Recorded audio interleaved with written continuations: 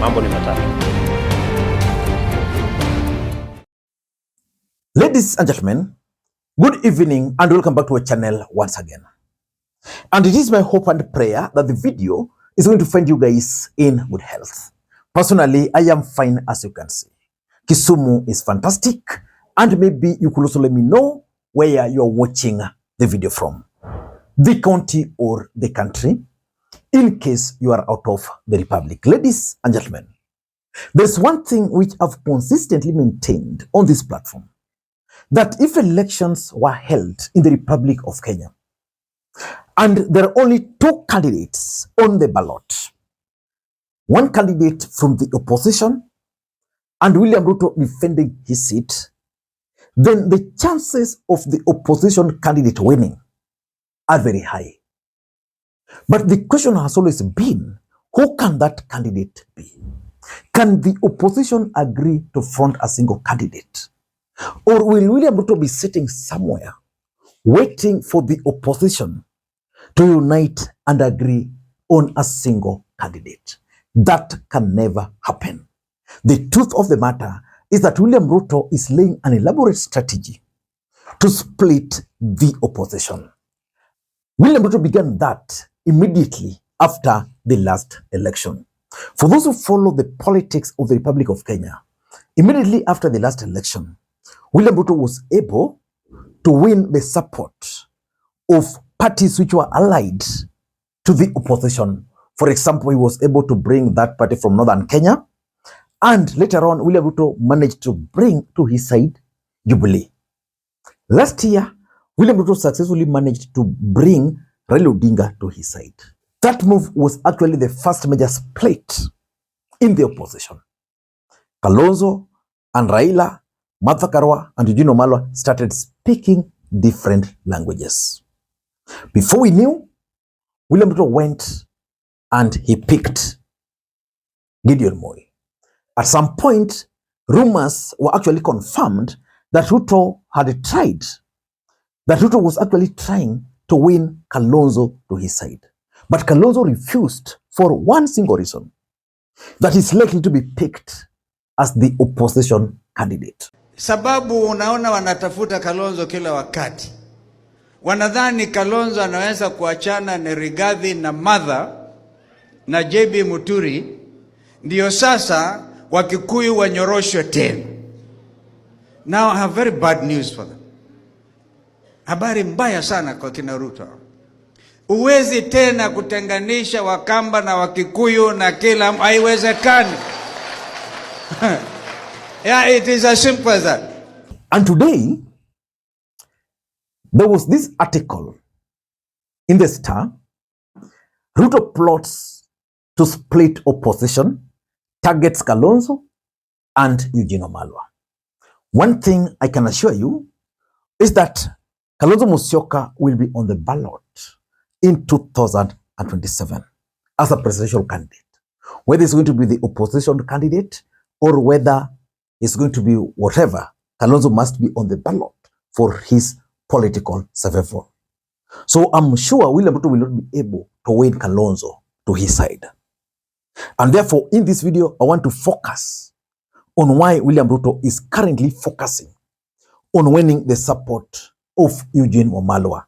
I'm not so sure whether Wamalwa will resist the temptation, but he had this to say today, which confirms that indeed William Ruto is reaching out to him. Watu walikuwa wananiuliza, wewe Wamalwa, tunasikia wewe na Kalonzo mnatafutwa na mtu anaitwa Kasongo.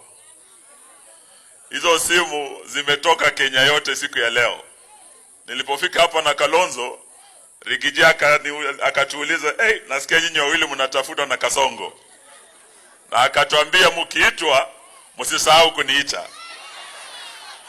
Rigiji, nataka nikwambie ya kwamba tukiitwa mimi na Kalonzo tutaambia Kasongo, huyo kuzo wetu Rigiji ndio spokesman wetu.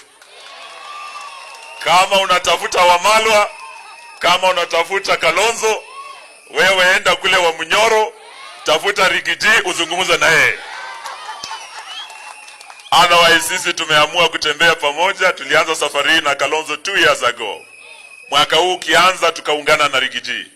Na tunataka tuhakikishie watu wa mlima huu, watu wa Nyandarua, vile umetuona hapa tukiwa watatu na tuko timu kubwa ya one term. Sisi hatutawachana. Kasongo hatutafuta asitutafute hadi tumurudishe Sugoi kule alitoka. So the biggest question is, why would William Ruto target Eugene Wamalwa? That's exactly what I want to explain to you guys in some very few minutes. Before you do that, for those who are watching this channel for the first time, please take a second or two, click that subscribe button so that next time we produce a video like this, YouTube will automatically notify you. And to the subscribers, I want to continue thanking you guys for your continued support. Because without that support, this channel cannot be where it is. Ladies and gentlemen, without any further ado, allow me to dive straight to my first reason why Ruto is now focusing on Eugene Wamalwa. Number one, Ruto is keen on splitting the opposition. The truth is, last week there was a narrative that the opposition has agreed on a lineup. In that lineup, there was Kalonzo as a presidential candidate. Then there was Natembeya as a running mate.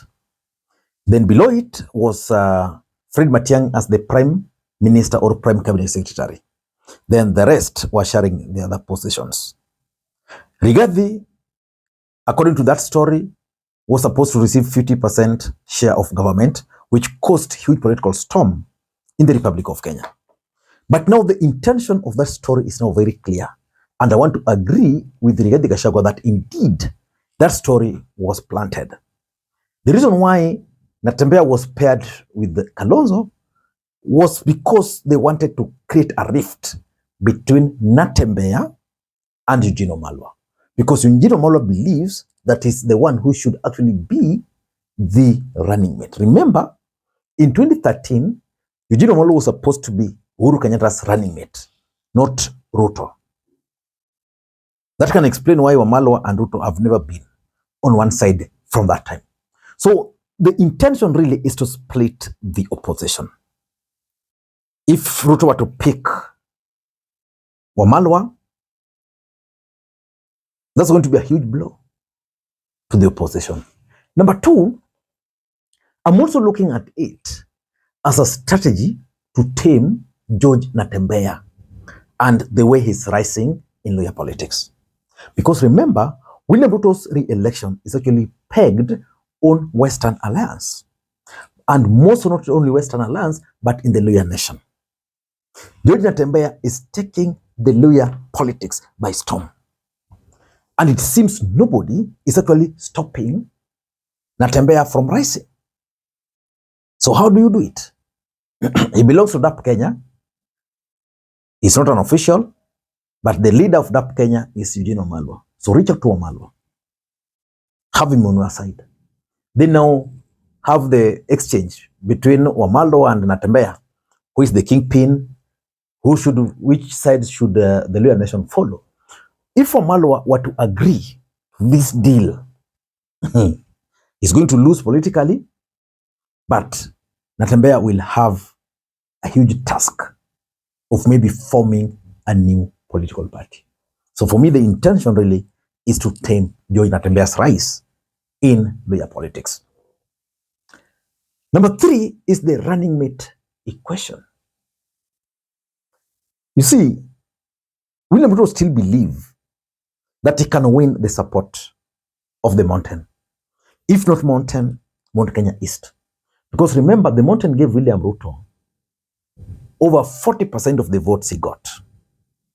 That block, the entire block, is now gone.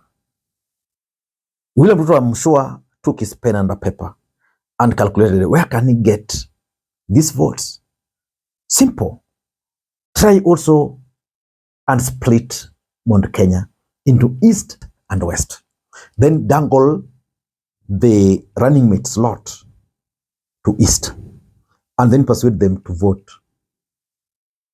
for him. But that can only be possible if the Luhya nation is consolidated. If he has Kalonzo, if he has Mudavadi,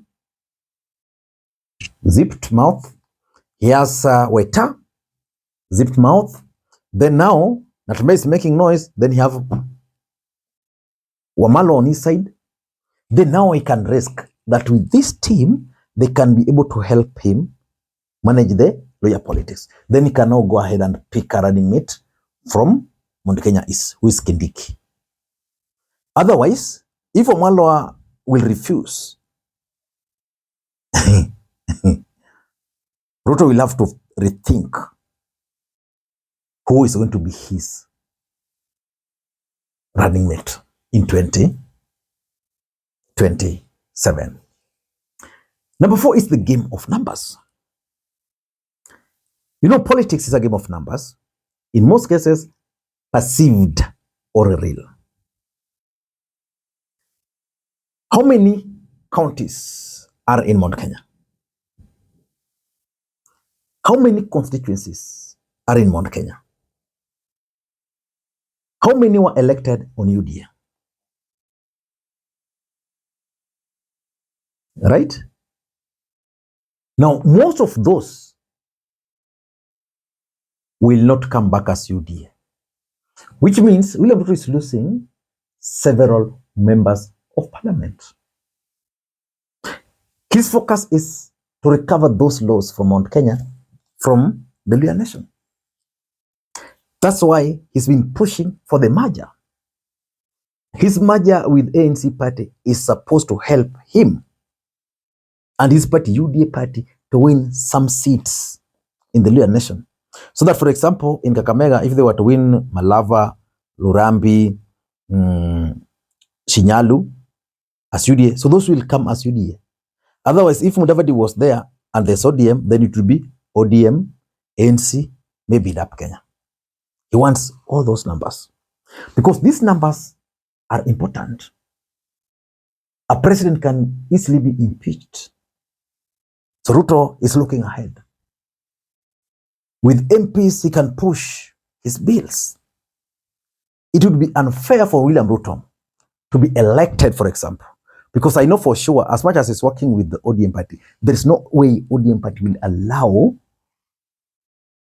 Ruto to dictate or will allow Ruto to ensure that his UDA wins in ODM strongholds. In Nyanza, UDA will not win. ODM will win and they might give Ruto the votes. But they'll insist on retaining their identity.